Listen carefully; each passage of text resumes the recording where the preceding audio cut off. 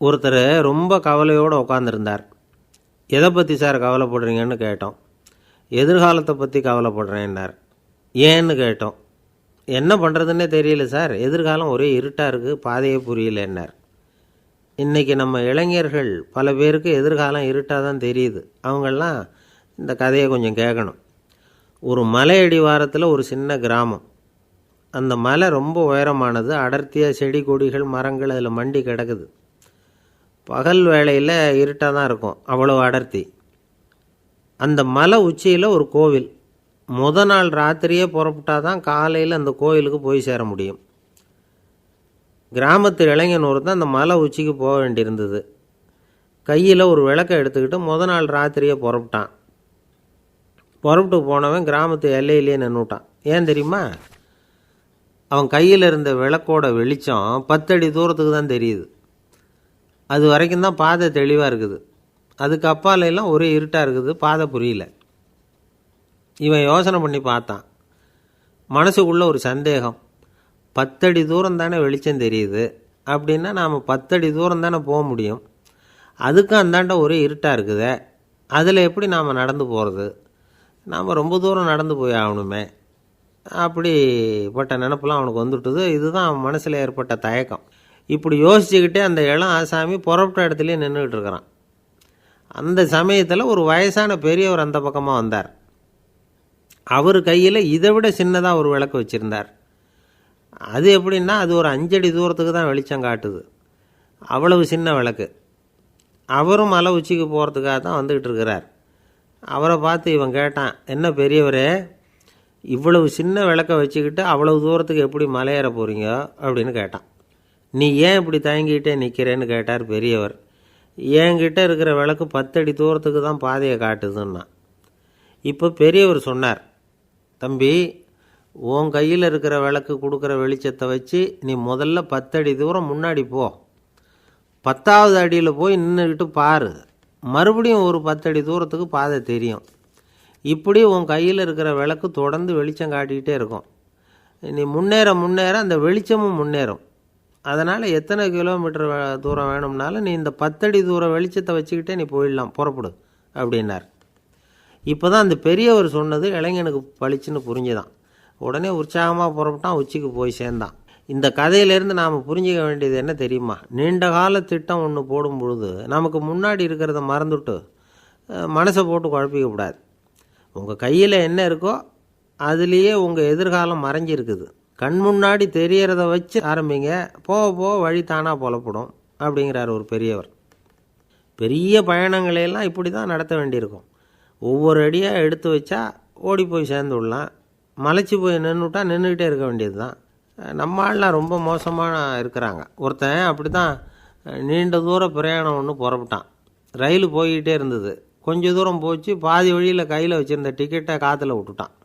ஐயோ, என் டிக்கெட்டு போயிட்டுதே அப்படின்னு கத்த ஆரம்பிச்சிட்டான். பக்கத்தில் இருந்த பெரியவர் அவனை பார்த்து பரிதாபப்பட்டு, கவலைப்படாத தம்பி, போனால் போகுது, வேறு டிக்கெட் வாங்கிக்கலாம் அப்படின்னு ஆறுதல் சொன்னார். அதுக்கு அவன் சொல்கிறான், சார், நான் அதுக்காக அழலை, அந்த டிக்கெட்டு கிடைச்சா தானே நான் எந்த ஊருக்கு போகணுங்கிறது எனக்கு தெரியும் அப்படிங்கிறான். ஒரு சீன தேசத்து அரசர் இருந்தார். அவருக்கு வயசாயிட்டுது. அவருக்கு அடுத்தபடியாக அவருடைய புள்ள பட்டத்துக்கு வரணும், ஆட்சி பொறுப்பை ஏற்றுக்கணும். ஒரு நல்ல தலைவனுக்கு இருக்க வேண்டிய பண்புகள்லாம் தன்னுடைய மகனுக்கு இருக்கணும்னு விரும்பினார் அந்த அரசர். அதனால் இளவரசனை பக்கத்தில் இருந்த ஒரு குரு கிட்ட அனுப்புனார். இளவரசன் அவர்கிட்ட போய் சேர்ந்தான். அந்த குரு என்ன பண்ணார் தெரியுமா? இவனை பார்த்து சொன்னார், இதை பாருப்பா, நீ என்ன பண்ணுற, இப்போவே பக்கத்தில் இருக்கிற காட்டுக்கு போ, நடு காட்டில் போய் ஒரு இடத்துல உட்காந்துக்கோ. அங்கே என்னென்ன சத்தம்லாம் உன் காதில் விழுதுன்னு கவனித்து கேளு. உன் காதில் விழுந்த ஓசைகள் என்னென்னங்கிறத என்கிட்ட வந்து சொல்லு, அதுதான் எனக்கு தெரியணும், உனக்கு வேலையும் அதுதான் அப்படின்னு சொல்லி அனுப்பி வச்சுட்டார். இளவரசன் காட்டுக்கு போனான். குரு சொன்னபடியே ஒரு இடத்துல உட்காந்து கவனித்து கேட்டான். அதுக்கப்புறம் குருக்கிட்ட திரும்பி வந்தான். என்னென்ன சத்தம்லாம் கேட்ட அப்படின்னு கேட்டார் குரு.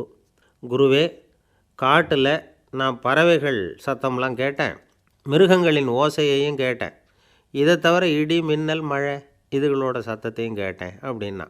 குரு யோசனை பண்ணார், நீ இன்னமும் சரியாக கேட்கல, அதனால் மறுபடியும் காட்டுக்கு போ, கொஞ்ச நாள் தங்கியிருந்து கேட்டுட்டு வா அப்படின்னார். இளவரசனுக்கு ஒன்றும் புரியல. இருந்தாலும் குருவின் கட்டளையாச்சே, மறுக்க முடியுமா? உடனே அவன் மறுபடியும் காட்டுக்கு போனான். ஒரு இடத்துல உட்காந்தான். கொஞ்ச நேரம் உன்னிப்பாக கவனித்து கேட்டான். சில நாள் கழித்து குருக்கிட்ட திரும்பி வந்தான். குருவே, இந்த தடவை சில துல்லியமான சத்தங்களை எல்லாம் கேட்டான். தேனீ பறக்கிற சத்தம், நீரோடையின் மெல்லிய ஓசை, இதெல்லாம் கேட்டேன்னா. குரு சிரித்தார். நீ மறுபடியும் காட்டுக்கு போ, இன்னும் சில நாள் அங்கே இரு, முழுமையாக கவனமாக கேட்டுக்கிட்டு வா அப்படின்னு சொல்லி அனுப்பி வச்சுட்டார். இளவரசனுக்கு குழப்பம் அதிகமாயிட்டுது. ஒன்றுமே புரியல. மறுபடியும் காட்டுக்கு போனான். மௌனமாக ஒரு இடத்துல உட்காந்துட்டான். அப்படியே தியானத்தில் ஆழ்ந்துட்டான். சில நாளில் அவனுக்கு இதுவரை கேட்காத ஓசைகள்லாம் கேட்க ஆரம்பிச்சிட்டுது. இதைத்தான் நான் கேட்கணும்னு என்னுடைய குரு எதிர்பார்த்துருக்கிறாருங்கிறத புரிஞ்சுக்கிட்டான். உடனே குருக்கிட்ட ஓடனான். குருவே, இந்த தடவை காதுகளுக்கு கேட்க முடியாத சில ஓசைகளை கூட என்னால் உணர முடிஞ்சுது. பூ மலருகிற ஓசை, சூரியனால் பூமி சூடாகிறப்போ எழுகிற ஓசை, காலை பனித்துளியை இந்த புல்லுலாம் குடிக்கிற ஓசை, இது எல்லாம் என்னால் நல்லா கேட்க முடிஞ்சுது அப்படின்னா. குருவுக்கு இப்போ தான் திருப்தி ஏற்பட்டு தான். இளவரசனை பார்த்து சொன்னார், இதை பாருப்பா, இப்போ தான் நாட்டை ஆளுகிற தகுதி உனக்கு வந்திருக்குது அப்படின்னு சொல்லி அதுக்கு விளக்கமும் கொடுத்தாராம். எந்த அரசன் தன்னுடைய மக்களின் இதயம் பேசுகிற மௌன மொழியை, மௌன வார்த்தைகளை கேட்குறானோ அவன்தான் ஆள தகுதி உள்ளவன். எந்த அரசன் தன்னுடைய மக்களின் உணர்ச்சிகளை உண்மையாக உணர்றானோ அவன்தான் முதன்மையான அரசன். போலி வார்த்தைகளை மட்டும் கேட்டுட்டு பல மௌன ராகங்களை காதில் வாங்கிக்காதவன் அரசனே இல்லை. எந்த நாட்டில் எப்போ ஒரு அரசன் தன்னுடைய மக்களின் உணர்ச்சிகளை கேட்க மறுக்கிறானோ அன்னையிலேருந்தே அந்த நாடு அழிய தொடங்குது அப்படின்னு அர்த்தம். இதுதான் அந்த குரு இளவரசனுக்கு போதித்தது. வாயால் பேசுகிறத மட்டும் கேட்டு ஏமாறக்கூடாது, உணர்ச்சிகளையும் கேட்குறதுல தான் மனப்பக்குவம் உண்டாகும். மக்கள் உணர்ச்சிகளை புரிந்து கொள்ளாத அரசர்கள் நீடிச்சிருக்க முடியாது. அது மாதிரி நாடுகளில் அடிக்கடி குழப்பம் தான் உண்டாகும். அப்படி இருந்தால் அடிக்கடி ஆட்சி மாறிக்கிட்டு இருக்கும். அப்படிப்பட்ட ஒரு தேசம், அங்கே ஒரு சிறைச்சாலையில் 3 கைதிகள் பேசிக்கிட்டு இருந்தாங்க. ஒருத்தன் சொன்னான், நான் இந்த நாட்டு ராஜாவை எதிர்த்து பேசிக்கிட்டு இருந்தேன், அதனால் என்னை பிடிச்சி கொண்டாந்து இங்கே போட்டுவிட்டாங்க அப்படின்னா ஒருத்தன். இன்னொருத்தன் சொன்னான், நான் இந்த நாட்டு ராஜாவை ஆதரித்து பேசிக்கிட்டு இருந்தேன், அதனால் என்னை பிடிச்சி கொண்டாந்து இங்கே தள்ளிவிட்டாங்க அப்படின்னா. அது சரி, நீ என்ன தப்பு பண்ண அப்படின்னு சொல்லி 3வது ஆளை பார்த்து இவங்க கேட்டாங்க. அதுக்கு அந்த ஆள் சொல்கிறான், நான் தான் இந்த நாட்டு ராஜா அப்படின்னானா. ஒரு காடு, நல்ல மரம்லாம் செழிச்சு இருந்தது. அப்படிப்பட்ட காட்டில் ஒரு சாது இருந்தார். அவர் எப்படின்னா, எப்பவும் ஒரு மரத்தடியில் உட்காந்துருப்பார். ஏன்னா அவருடைய இருப்பிடமே அதுதான். அவர் என்ன பண்ணுவார், 3 கல் வச்சுருந்தார். செங்கல் மாதிரி இருக்கும், ஆனால் அதை விட கொஞ்சம் பெருசாக இருக்கும். எதுக்கு அந்த 3 கல்லுன்னா, அதுதான் அவருடைய படுக்கை. அதாவது தூங்குறப்ப ஒரு கல்லை தலைக்கு கீழே வச்சுக்குவார், இன்னொரு கல்லை இடுப்புக்கு கீழே வச்சுக்குவார், இன்னொரு கல்லை காலுக்கு கீழே வச்சுக்குவார். உடம்பை ஒரு அப்படியே ஒரு தகட்டால் மூடிக்குவார், அப்படியே தூங்கி போடுவார். மழை பெய்யுதுன்னு வச்சுங்க, அவர் உடம்பு 3 கல் மேலே இருக்குதா, அதனால் தண்ணி அடியில் ஓடி போடும், உடம்பு நனையாது. மேலே தகடு இருக்கிறதுனால மழையும் உடம்புல படாது. அவர் தூக்கமும் கெடாது, நிம்மதியாக தூங்குவார். பகலில் அந்த 3 கல்லையும் ஒரு சேர ஒரு அடுப்பு மாதிரி வச்சு அது மேலே உட்காந்துக்குவார். அதனால் பாம்பு பூச்சி எதுவும் அவரை தொந்தரவு பண்ணுறதில்ல, அது பாட்டுக்கு நடந்து போயிடும். அவர் பாட்டுக்கு நிம்மதியாக இருப்பார். யாராவது எதையாவது கொண்டுகிட்டு கொடுத்தா அதை வாங்கி சாப்பிடுவார், அவ்வளவுதான். ஒரு நாள் அந்த நாட்டு அரசன் காட்டுக்கு வேட்டையாட வந்தான். அந்த வழியாக வந்தப்போ இந்த சாது படுத்துருக்கிறத பார்த்தான், பரிதாபப்பட்டான். ஐயோ பாவம், இவர் இப்படி இந்த கல் மேலே உடம்பை வச்சுக்கிட்டு தூங்குறாரே, என்ன பாடுபடுவார், இவரை நாம் அரண்மனைக்கு அழைச்சிட்டு போய் சுகமாக நிம்மதியாக இருக்கிறதுக்கு வழி செஞ்சு கொடுப்போம், அது ரொம்ப நல்லாயிருக்கும் அப்படின்னு நினச்சான். அப்படி நினச்சிக்கிட்டே அரண்மனைக்கு வந்துட்டான். அதுக்கப்புறம் ஒரு பல்லக்கையும் 2 சேவகர்களையும் காட்டுக்கு அனுப்பி அந்த சாதுவை மெதுவாக இங்கே அழைச்சிட்டு வந்துடுங்க அப்படின்னு சொல்லி அனுப்பி வச்சான். இவங்க போய் அவர்கிட்ட விவரத்தை சொன்னாங்க. எனக்கு என்னத்துக்கு அரண்மனை வாசம் அப்படின்னார். இருந்தாலும் மன்னர் உத்தரவு, நீங்கள் அவசியம் வரணும் அப்படின்னாங்க இவங்க. சரின்னு சொல்லிவிட்டு வேறு வழி இல்லாமல் புறப்பட்டார். புறப்படும் பொழுது என்ன பண்ணார்னா, மறக்காமல் அந்த 3 கல் ஒரு தகடு அதையும் எடுத்து பல்லக்கில் வச்சுக்கிட்டார். என்னத்துக்கு இதையெல்லாம் எடுத்து வைக்கிறாரு அப்படின்னு சொல்லி அவங்க யோசனை பண்ணாங்க. இருந்தாலும் அதை பற்றி ஒன்றும் கேட்கல. பேசாமல் அவரை அழைச்சிட்டு போய் அரண்மனையில் விட்டுட்டாங்க. அரசன் ஓடி வந்தான், வரவேற்றான், அறுசுவை உணவு படைத்தான். அவர் படுக்கிறதுக்கு தங்க கட்டில், பட்டு மெத்தை, இப்படி எல்லாம் ஏற்பாடு பண்ணி வச்சான். இங்கே படுத்து ஓய்வு எடுத்துங்க அப்படின்னு சொல்லிவிட்டு அவன் பாட்டு போயிட்டான். மறுநாள் காலையில் பார்க்குறான், சாது படுத்துருக்கிறார். எப்படி தெரியுமா, அந்த பட்டு மெத்தை மேலே 3 கல்லையும் வச்சு வழக்கம் போலவே அது மேலே படுத்துருக்கிறார். அதுக்கு மேலே தகடு. அரசன் பார்த்துட்டு அதிர்ச்சி ஆயிட்டான். என்ன சுவாமி இப்படி அப்படின்னா, சாது சொன்னார், எனக்கு தேவையும் இல்லை குறையும் இல்லை, எல்லா இடத்துலையும் எனக்கு ஒரே மகிழ்ச்சி தான் அப்படின்னார். மகிழ்ச்சிங்கிறது தங்க கட்டிலேயோ பட்டு மெத்தையிலையோ இல்லை, அது மனசில் இருக்கிற ஒரு விஷயம். உண்மையான மகிழ்ச்சிக்கு வழி மனப்பக்குவம் அப்படிங்கிறது அந்த அரசனுக்கு புரிஞ்சுதான். இந்த காலத்தில் ஒரு சாமியார், அவரை தேடி ஒரு சீடன் வந்தான். என்னாச்சு தெரியுமா சுவாமி, எனக்கு நிம்மதி வேணும், அதுக்கு என்ன வழின்னு கேட்டான். சாமியார் நிமிர்ந்து பார்த்தார். அப்புறம் சொன்னார், நீ ஏகப்பட்ட பேர்கிட்ட கடன் வாங்கியிருக்கிற, அதையெல்லாம் திருப்பி கொடுத்தா தான் உனக்கு நிம்மதி கிடைக்கும்னார். இவனுக்கு ஆச்சரியம். அது எப்படி சாமி அவ்வளவு கரெக்டாக நான் கடன் வாங்கினதை கண்டுபிடிச்சிங்க அப்படின்னா, உனக்கு கடன் கொடுத்து சாமியாராக போனதே நான் தான்ப்பா, அதனால தான் இந்த கதிக்கு வந்தேன். என்கிட்டயே நிம்மதிக்கு வழி கேட்குறிய, அதுதான்டா வேதனை அப்படின்னாராம் அவர்.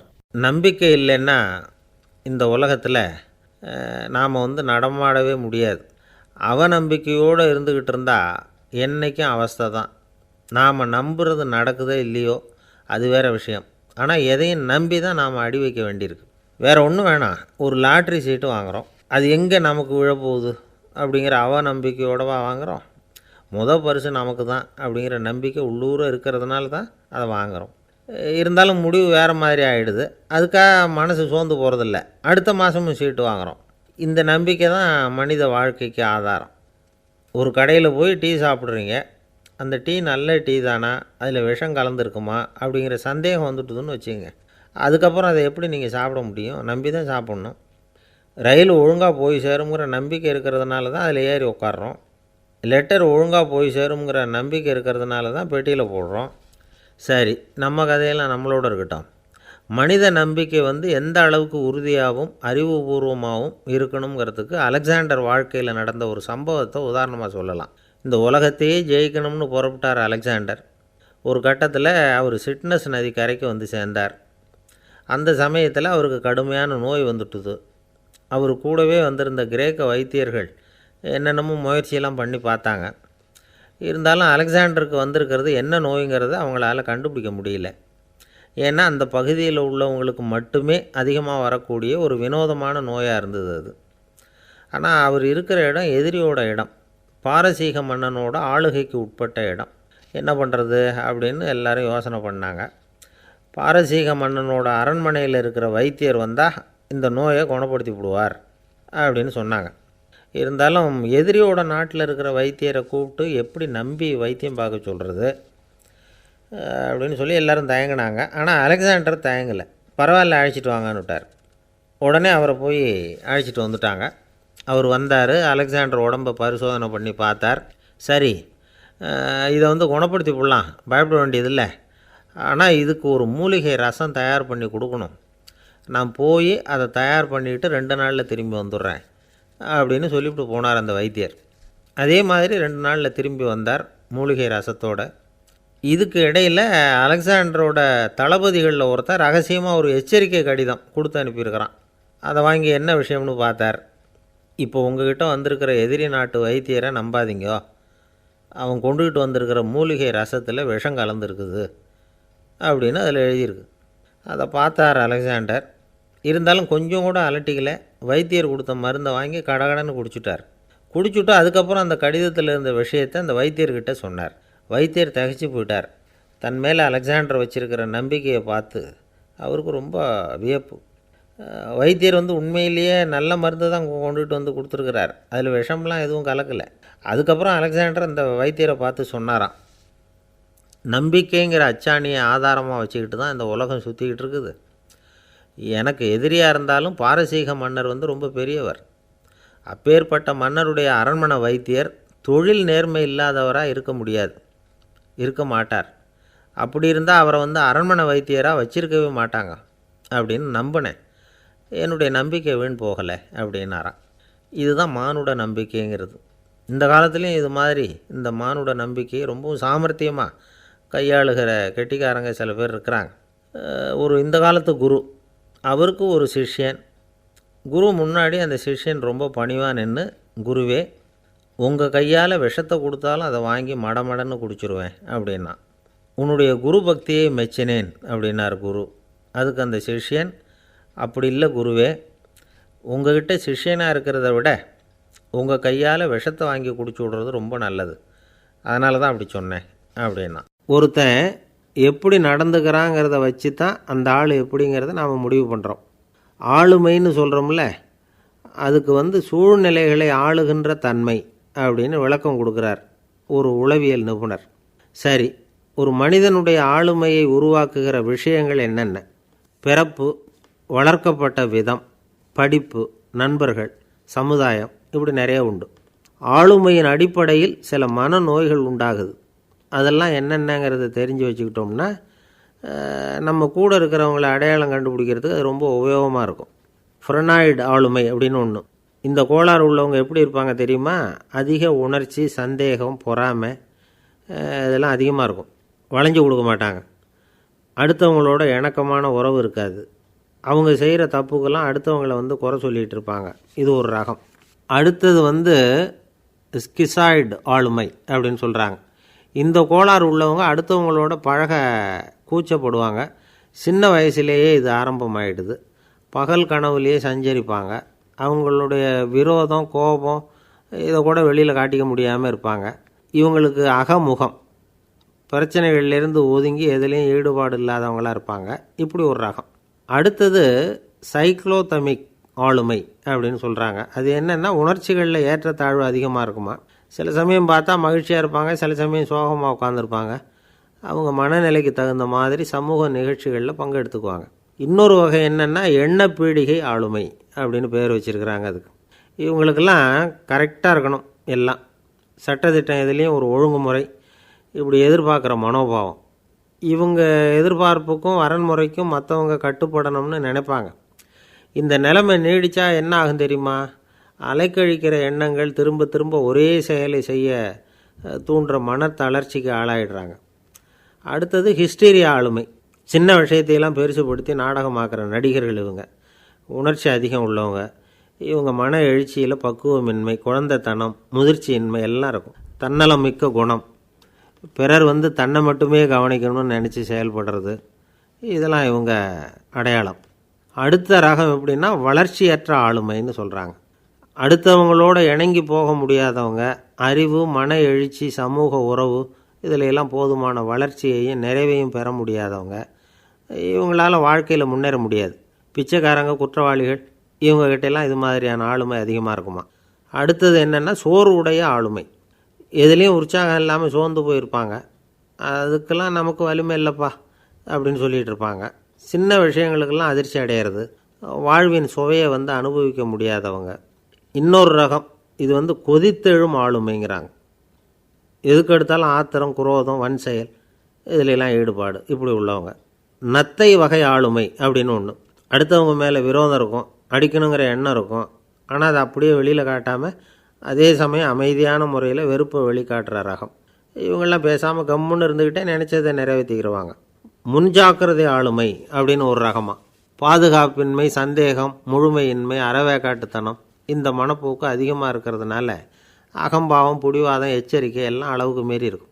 இதுவரைக்கும் நாம் பேசிக்கிட்டு இருந்த ஆளுமை பண்புகள் அளவுக்கு அதிகமாக போயிட்டுதுன்னா ஆளுமை கோளாறுகள் ஏற்படும்.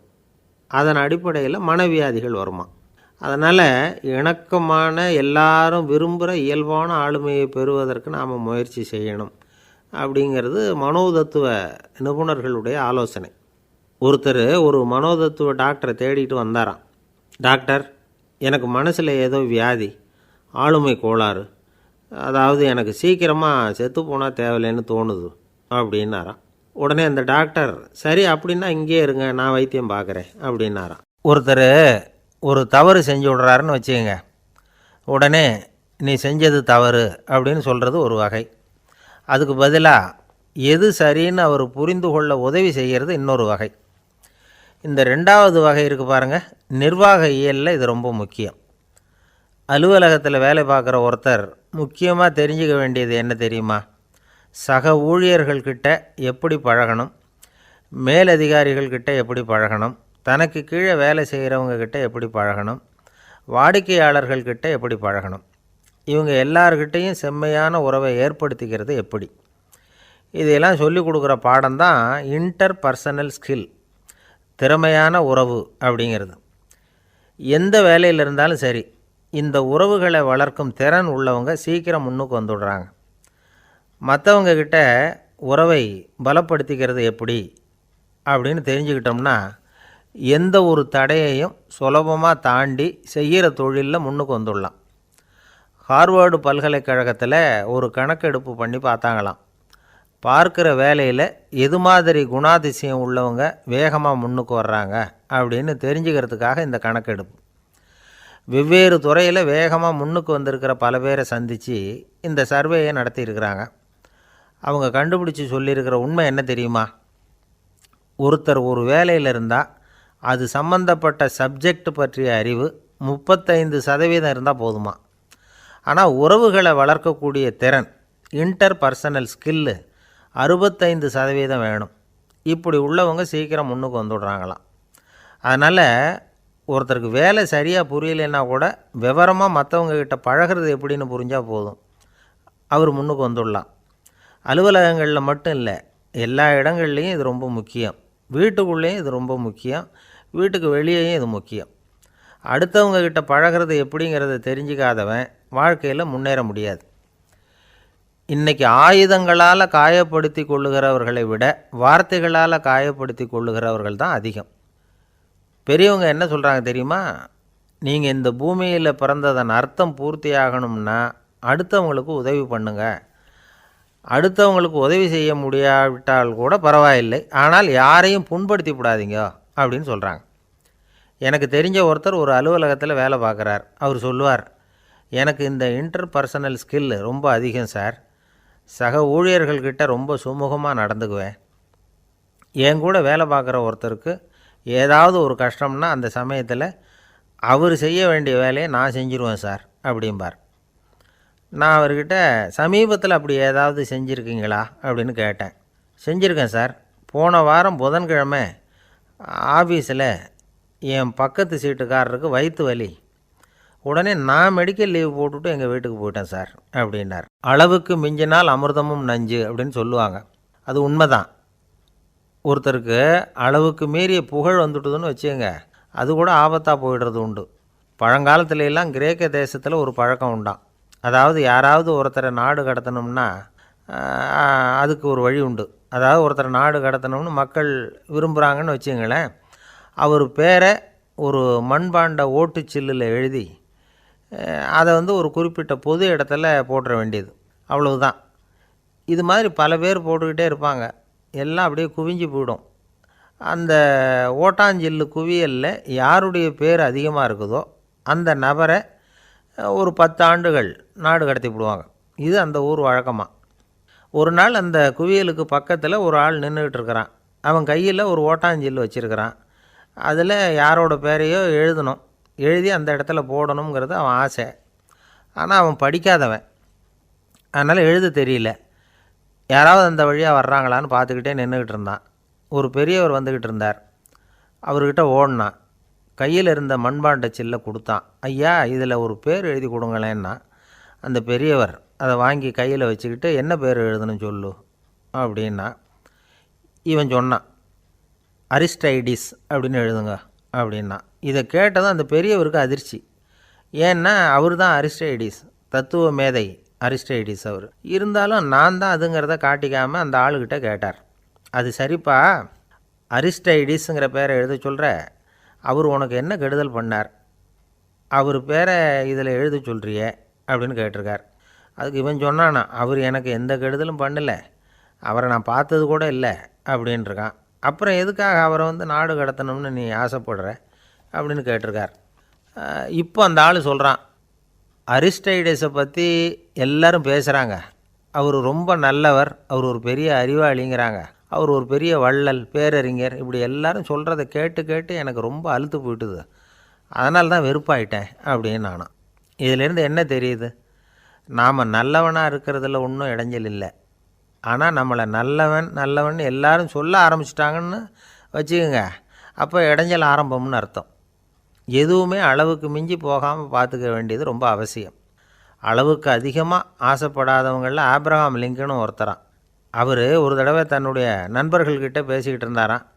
ஒருத்தர் கேட்டிருக்கார், ஒரு மனுஷனுக்கு கால்கள் எவ்வளோ உயரம் இருக்கணும் அப்படின்னு கேட்டாராம். இதுக்கு ஆபிரகாம் லிங்கன் சொன்னாராம், அது என்ன இடுப்புலேருந்து தரையை தொடுற அளவுக்கு உயரம் இருந்தால் போதும் அப்படின்னாராம். எது ரொம்பவும் கஷ்டமான காரியம் அப்படின்னு கேட்டார் ஒருத்தர். ஒருத்தருக்கு ஒருத்தர் சண்டை போடாமல் இருக்கிறது தான் ரொம்ப கஷ்டமான காரியம் அப்படின்னு தோணுது. ஒரு நாட்டுக்கும் இன்னொரு நாட்டுக்கும் சண்டை, நாட்டுக்குள்ளேயே ஒரு குரூப்புக்கும் இன்னொரு குரூப்புக்கும் சண்டை. ஏன் சண்டை போட்டுக்கிறீங்கன்னு கேட்டு பாருங்கள். நாங்கள் சமாதானத்துக்காக தான் சண்டை போட்டுக்கிறோம் அப்படிம்பாங்க. வாழறதுக்காக பிறந்த மனுஷன் லட்சியத்துக்காக உயிரை விட தயார் அப்படின்னு சொல்லிகிட்டு இருப்பான். அப்படி உயிரை விடுறவங்கள நாமளும் பாராட்டுவோம். ஆனால் ஒன்றுமில்லாத விஷயங்களுக்கெல்லாம் சண்டை போடுறவங்களெல்லாம் அப்படிப்பட்டவங்களையும் சரி உயிரை விடுறவங்களையும் சரி என்னென்னு சொல்கிறது, யுத்தங்களாலேயும் சண்டைகளாலேயும் நாம் அடையிறது என்னங்கிறது ஒரு பக்கம் இருக்கட்டும், இழக்கிறது என்ன தெரியுமா, ஏராளமான உயிர்கள். ரத்தம் சிந்துறதுக்கு நான் தயார் அப்படின்னு மார்தட்டி சொல்லலாம். ஆனால் ரத்தம் சிந்தினா உயிர் காத்துக்கிட்டு இருக்க தயார் இல்லை. அதாவது உயிர் நமக்காக காத்துக்கிட்டு இருக்க தயார் இல்லை. இழக்கிற ரத்தத்தை ஈடுகட்டினா தான் உயிரை காப்பாற்ற முடியும். அதனால் இது சம்மந்தமாக ஆராய்ச்சி செய்கிற கட்டாயம் ஏற்பட்டு போச்சு. அதோட விளைவாக புதுசாக ஒன்றை கண்டுபிடிச்சிருக்கிறாங்க. அதுதான் செயற்கை ரத்த பொடி. இப்போ இந்த திடீர் சாம்பார் பொடி, திடீர் ரசப்பொடி, திடீர் காப்பி பொடி இப்படிலாம் சொல்கிறோம்ல, அது மாதிரி இது திடீர் ரத்த பொடி. இஸ்ரேல் ஒரு சின்ன நாடு, மக்கள் தொகை குறைச்சல், அதோட போர்கள் வேறு. அதனால் காயம்பட்டவங்களை காப்பாற்றியே தீர வேண்டிய கட்டாயம். காப்பாற்றணும்னா ரத்த இழப்பை தடுக்கணும். அப்படின்னா உடனடியாக புது ரத்தம் செலுத்தி ஆகணும். திடீர்னு ரத்தம் வேணும்னா எங்கே போகிறது? அதுவும் கிடைக்கிற ரத்தம் சேர்கிற குரூப்பாக இருக்கணும். ஒரு வேடிக்கை பார்த்தீங்களா, நான் வேறு குரூப்பு நீ வேறு குரூப்புன்னு இவன் சண்டை போடுறான். இதில் அடிபட்டவனுக்கு ரத்தம் கொடுக்க போனால் அதுலேயும் அது வேறு வேறு குரூப்பாக இருக்குது. அது ரத்தமும் வேறு வேறு குரூப்புன்னு சொல்லிகிட்டு இருக்குது. எந்த குரூப்பு ரத்தம் வேணும், அது உடனடியாக கிடைக்கலன்னா என்ன பண்ணுறது? இப்படிப்பட்ட கஷ்டம்லாம் நமக்கு வந்துடுது. இதுக்காக தான் விஞ்ஞானிகள் இந்த ரத்த பொடியை கண்டுபிடிச்சிருக்கிறாங்க. அதாவது ஒரு ஆள் அடிபட்டு போட்டான்னு வச்சுங்களேன், அவனுக்கு ரத்தம் கிடைக்கல, உடனே என்ன பண்ணலாம், இந்த சுத்தப்படுத்தப்பட்ட தண்ணீரை கொஞ்சம் எடுத்துக்க வேண்டியது, அதில் இந்த ரத்த பொடியை கரைக்க வேண்டியது. இப்போ இந்த செயற்கை ரத்தம் தயாராகிட்டுது. இதை அந்த ஆள் உடம்புல ஏற்றி விட்ற வேண்டியது. இயற்கையாக நம்ம உடம்பில் இருக்கிற ரத்தம் என்னென்ன வேலை செய்யுதோ அதே வேலையை இதுவும் செய்யும். அதாவது ஆக்சிஜனை உடம்பில் எல்லா இடத்துக்கும் எடுத்துகிட்டு போகுது. அந்த வேலையை இந்த செயற்கை ரத்தமும் செஞ்சுருது. ஆனால் ஒரு விஷயம், இந்த செயற்கை ரத்தம் ஒரு அவசரத்துக்கு தான் உபயோகப்படுத்தலாம், ஒரு முதல் உதவி மாதிரி. அதை அப்படியே நிரந்தரமாக விட்டுற முடியாது. பின்னாடி தேவையான குரூப்பு உண்மையான ரத்தம் கிடைச்ச உடனே அதை செலுத்திக்கணும். உண்மையான ரத்தத்தை 20லேருந்து 40 நாள் வரைக்கும் தான் பாதுகாக்க முடியும். அதுவும் குளிர்பதன பெட்டியில். அதுக்குள்ளே உபயோகப்படுத்தலைன்னா அது வீணாக போயிடும். இந்த ரத்த பொடி அப்படி இல்லை, எவ்வளோ நாள் வேணும்னாலும் அப்படியே வச்சுருக்கலாம். குளிர்பதன பெட்டியும் தேவையில்லை. ஆனால் ஒன்று, இது தண்ணியில் கலந்து செயற்கை ரத்தமாக ஆக்கிவிட்டா அதோட வலு 72 மணி நேரம் தான், அதாவது 3 நாள். அதுக்குள்ளே அந்த ஆசாமியை எங்கேயாவது ஆஸ்பத்திரிக்கு தூக்கிட்டு போய் உண்மையான ரத்தத்தை கொடுத்துடணும். சண்டையில் அடிபடுறவங்க, சாலை விபத்தில் அடிபடுறவங்க, இவங்களுக்கெல்லாம் அவசரத்துக்கு கை கொடுத்து உதவுறது இந்த செயற்கை ரத்த பொடி. அதுக்கப்புறம் நாம் கொடுக்குற ரத்தம் தான் அவங்கள காப்பாற்றணும். இன்றைக்கி ரத்தத்தை தானமாக கொடுக்க தயாராக இருக்கிற நல்ல உள்ளங்கள் ஏராளம். எவ்வளவு ஆக்சிடெண்ட்டு, ஆப்ரேஷன், இதில் சம்மந்தப்பட்டவங்களை காப்பாற்றுறது நாம் தானமாக கொடுக்குற ரத்தம் தானே.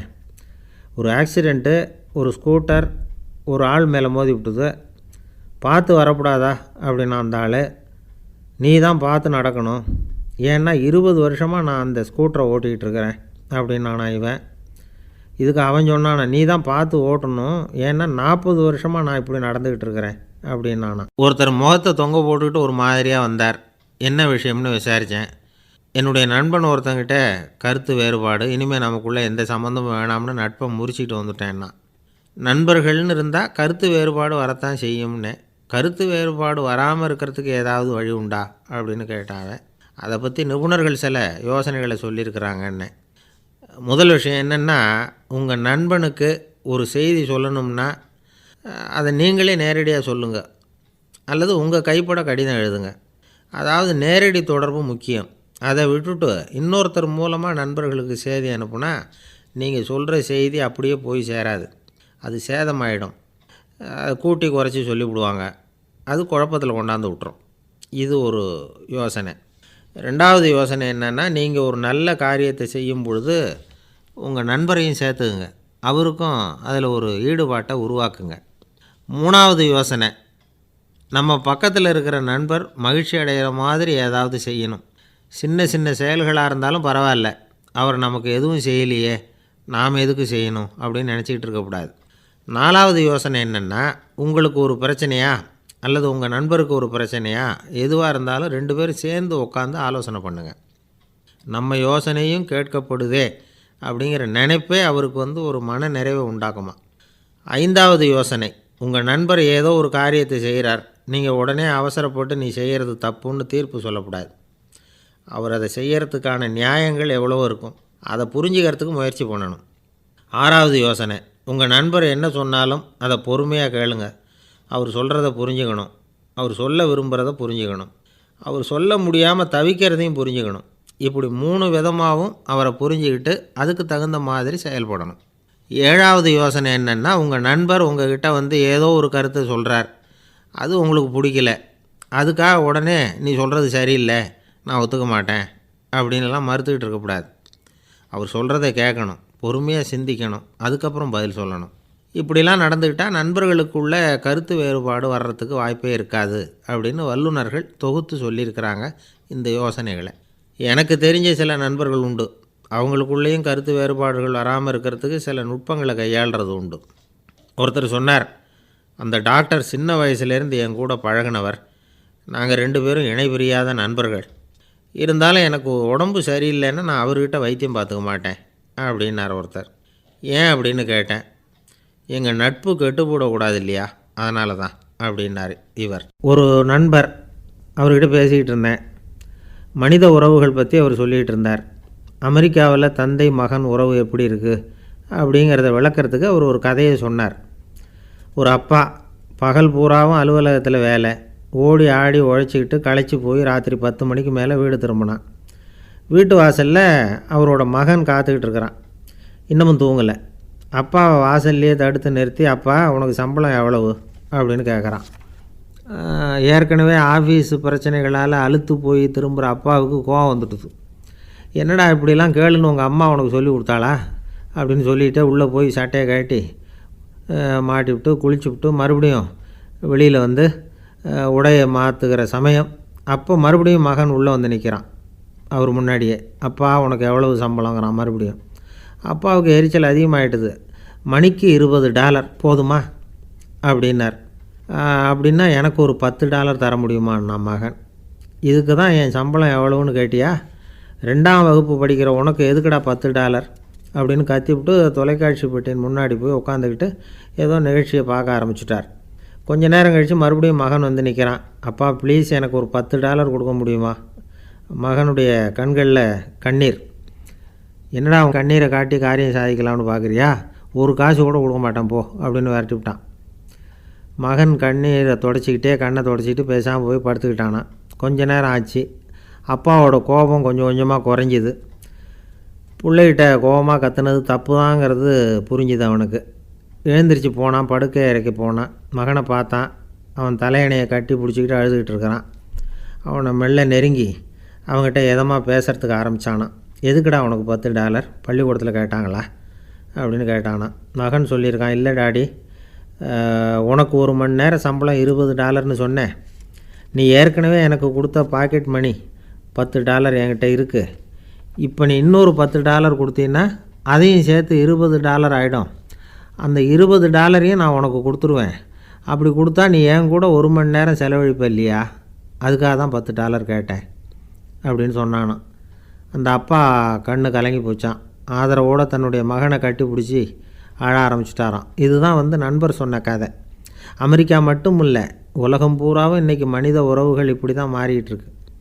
பெரியவர்கள் அறிவுரை என்ன தெரியுமா, உங்கள் குழந்தைகளிடமிருந்து குழந்தை பருவத்தை பிரித்து விடாதீர்கள் அப்படிங்கிறது தான். அதாவது இன்றைய குழந்தைகள் தங்கள் பிருந்தாவனத்தை இழந்து விடுகிறார்கள் அப்படிங்கிறது அவங்களுடைய கருத்து. இந்த நிலைக்கு நாம் காரணமாக இருந்துடக்கூடாது. குழந்தைகளோட விளையாடுவோம், குடும்பத்தோடு உறவாடுவோம் அப்படிங்கிறது தான் நம்முடைய நோக்கமாக இருக்கணும். இன்றைய உறவு முறைக்கு இன்னொரு உதாரணம் சொல்லுவாங்க. ஒருத்தர் வந்தாராம், அவர் பக்கத்தில் ஒரு சின்ன பையன் நாம் அவரை விசாரிக்கிறோம், யார் இந்த பையன் அப்படின்னா அவர் சொல்கிறார், இவன் எனக்கு தூரத்து உறவு அப்படின்னாரான்.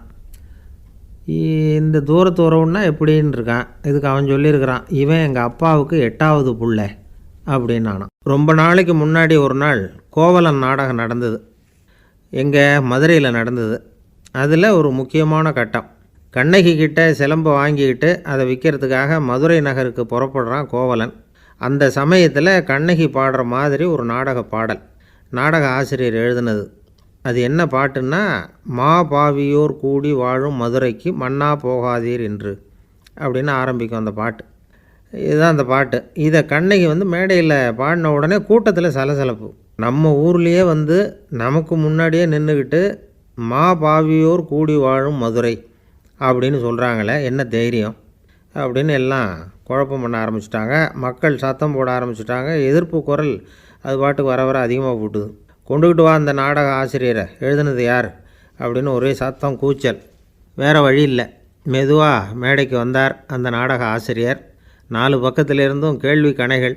மக்களை பார்த்து கொஞ்சம் அமைதியாக இருங்கோ அப்படின்னு சொல்லிவிட்டு தன்னுடைய விளக்கத்தை சொல்ல ஆரம்பித்தார் அந்த நாடக ஆசிரியர். மா அப்படின்னு சொன்னால் திருமகளாகிய லட்சுமி அப்படின்னு அர்த்தம். பா அப்படின்னா கலைமகளாகிய சரஸ்வதி. வி அப்படின்னா மலைமகளாகிய பார்வதி. மா பாவியோர் அப்படின்னா திருமகளும் கலைமகளும் மலைமகளும், இவங்க மூவரும் அப்படின்னு அர்த்தம். இந்த 3 பேரும் வாழ்கின்ற மதுரை புனிதம் நிறைந்தது, சகல செல்வங்களும் நிறைஞ்சது. அப்படிப்பட்ட ஊரில் நான் அணிந்து கொள்ளும் இந்த சாதாரண சிலம்பை யார் வாங்கிக்குவாங்க அப்படிங்கிற எண்ணத்தோடு தான் கண்ணகி அப்படி சொல்கிறா. அதை நினச்சி தான் நான் எழுதினேன். ஆகவே மதுரையை ரொம்ப சிரமப்படுத்தணும், ரொம்ப மோசமாக எழுதணும் அப்படிங்கிற எண்ணம்லாம் எனக்கு கிடையாது. பெருமைப்படுத்தணும்னு நினச்சி தான் அப்படி எழுதினேன் அப்படின்னு விளக்கம் கொடுத்தாராம். இந்த விளக்கத்தை கேட்டதும் எல்லாரும் ரொம்ப சமாதானம் ஆகிட்டாங்களாம். இப்படி விளக்கம் கொடுத்த அந்த நாடக ஆசிரியர் யார் தெரியுமா? அவர் தான் தமிழ் நாடக உலகின் முதல் ஆசான் சங்கரதாஸ் சுவாமிகள். அவருக்கு நகைச்சுவை உணர்வும் அதிகம். 1920ஆம் ஆண்டு திருநெல்வேலியில் அவர் தங்கியிருக்கிறார் நாடகம் நடத்துறதுக்காக. அவர் தங்கியிருந்த வீட்டில் கொசு மூட்டைப்பூச்சி அதிகமாக இருந்திருக்கு. அவரால் தூங்கவே முடியல. அவர் அனுபவித்த தொல்லைகள் ஒரு பாட்டாக உருவாச்சு. வேடிக்கையாக ஒரு பாட்டு எழுதினாராம். மூட்டையும் கொசுவும் ஒரு வீட்டிலே மீட்டிங் போட்டால் முன்னே நிற்க யாரால் முடியும்? கொசு மோகன ராகம் போல சத்தம் போட்டு முன்னே நின்று செய்திடும் யுத்தம். இதை மறுநாள் நாடகத்தில் கோமாளி வேஷம் போட்ட ஒரு சிறுவனை விட்டு பாட வச்சுருக்கார். எல்லாரும் சிரித்து ரசித்தாங்களாம். சங்கரதாஸ் சுவாமிகள் கல்யாணமே பண்ணிக்கல, துறவி மாதிரியே வாழ்ந்திருக்கார். தமிழ் நாடக கலைக்கு தன்னையே அர்ப்பணம் பண்ணிக்கிட்டவர் அவர். 1922 நவம்பர் மாதத்தில் ஒரு நாள் புதுச்சேரியில் அவர் வாழ்க்கை முடிஞ்சுது. அப்போ அவருக்கு வயசு 55. சங்கரதாஸ் சுவாமிகள் நாடக ஆசிரியர் மட்டும் இல்லை, மேடை நாடக இயக்குனர், தயாரிப்பாளர், அவரே ஒரு சிறந்த நடிகர். ஒரு தடவை சாவித்திரி நாடகத்தில் இவர் யமதர்மனாக வேஷம் போட்டு நடிச்சிருக்கிறார். நாடகம் பார்த்துக்கிட்டு இருந்த கருவுற்ற ஒரு பெண்மணிக்கு பயத்தினால அங்கேயே குழந்தை பிறந்துட்டு தான். அந்த நிகழ்ச்சிக்கு அப்புறம் இவர் இந்த வேஷம் போடுறப்போலாம் ஜனங்களுக்கு முன்கூட்டியே எச்சரிக்கை கொடுக்க ஆரம்பிச்சிருவாராம். அதாவது அப்படி யாராவது பயப்படுறவங்க இருந்தால் கொஞ்சம் கண்ணை மூடிங்க அல்லது எழுந்திரிச்சு போடுங்கன்னு. நடிப்புன்னா அப்படிலாம் இருக்கணும். இந்த காலத்தில் நடிகர் ஒருத்தர் சொன்னார், சார் நான் இந்த நாடகத்தில் நடிக்கிறப்போ முகத்தில் நவரசங்களையும் காட்டி நடித்தேன், உணர்ச்சிகளை எல்லாம் நல்லா காட்டி நடித்தேன். அப்படி இருந்தும் ஜனங்கள் கல் எடுத்து மேடையில் வீசிவிட்டாங்க சார் அப்படின்னார். நாடகத்தில் உங்களுக்கு என்ன வேஷம் அப்படின்னு கேட்டாங்க. அது செத்து கிடக்கிற பணமாக நடித்தேன் சார் அப்படின்னார். இந்த காலத்து புள்ள ஒருத்தன் தன்னோட அப்பாவை பார்த்து சொன்னான், அப்பா நான் உனக்கு உதவி செய்யலாம்னு நினைக்கிறேன், என்ன உதவி செய்யணும்னு சொல்லு அப்படின்னா. நீ சும்மா இருந்தால் அதுவே எனக்கு செய்கிற பெரிய உதவிடா அப்படின்னார் அப்பா. சும்மா இருக்கிறதும் ஒரு உதவி தான், அது மாதிரி மௌனமும் ஒரு சமூக சேவை தான் அப்படிங்கிறார் காஞ்சி பெரியவர். நமக்கு 5 புலன்கள் இருக்குது, மெய் வாய் கண் மூக்கு செவி. இந்த 5லேயும் அதிகப்படியான வேலை எதுக்குன்னு நினைக்கிறீங்க? வாய்க்கு தான். ஏன்னா அதுக்கு 2 வேலை. இப்போ கண்ணுக்கு பார்க்குறது மட்டும்தான் வேலை, காதுக்கு கேட்குறது மட்டும்தான் வேலை, மூக்குக்கு வாசனை அறியறது தான் வேலை, உடம்புக்கு உணர்றது மட்டும்தான் வேலை. ஆனால் வாய் அப்படி இல்லை, அதுக்கு 2 வேலை. சாப்பிட்றதும் அதுதான், பேசுகிறதும் அதுதான். அதாவது வாய் ஒன்று தான் கர்மேந்திரியமாகவும் இருக்குது, ஞானேந்திரியமாகவும் இருக்குது அப்படின்னு சொல்லுவாங்க. சாப்பாட்டில் உட்காந்தா எந்தெந்த ஆகாரம் என்னென்ன ருசின்னு அறிவிக்கிற வேலையும் செய்யுது. சபையில் உட்காந்தா பாடுறது, பேசுகிறது, சிரிக்கிறது, இது மாதிரியான வேலையும் செய்யுது. இன்னொரு வித்தியாசம், கண்ணு காது மூக்கெல்லாம் ஸ்ட்ரெயின் பண்ணிக்கிட்டு வேலை செய்கிறதில்ல. ஒரு ரோஜா பூ பார்த்தா உடனே மூக்கு அப்படியும் இப்படியும் அசைய ஆரம்பிக்கிறதில்ல. ஒரு சங்கீதத்தை கேட்ட உடனே காது ஆட ஆரம்பிக்காது. ஆனால் வாய் அப்படி இல்லை. அது பேசினாலும் சரி சாப்பிட்டாலும் சரி அசைஞ்சு தான் ஆகணும். ஆக மற்றதை விட வாய்க்கு வேலை ஜாஸ்தின்னு தெரியுது. சாப்பிட்றது பேசுறது அப்படின்னு 2 காரியம் அதுக்கு. இப்படி 2 காரியம் இருக்கிறதுனால அது 2ஐயும் பாதியாக குறைச்சிக்கணுங்கிறது கடவுள் அபிப்பிராயமாக இருக்கணும் அப்படிங்கிறார் காஞ்சி பெரியவர். ஆனால் இப்போ நாம் அப்படியே நடந்துக்கிறோம். அதுக்கு நேர்மாறாக நடந்துக்கிறோம். நாம் சாப்பிட்றதும் அதிகம், பேசுகிறதும் அதிகம். 2 வேலையையும் தேவைக்கு அதிகமாகவே செய்கிறோம். வாய் தான் ரொம்ப ஓவர் ஒர்க்குடு. அதுக்கு ஓய்வு கொடுத்தா உடம்பும் நல்லாயிருக்கும், உலகமும் நல்லாயிருக்கும். மௌன விரதம் இருக்கிறதெல்லாம் எதுக்காக நினைக்கிறீங்க? இதுக்காக தான். இந்த காலத்தில் மௌனமாக இருக்கிறவங்கெல்லாம் மகத்தான தொண்டு செய்கிறாங்க அப்படின்னு தான் சொல்லணும். சத்தம் அதிகமாக போய் தான் சவுண்டு பொல்யூஷன் வருது.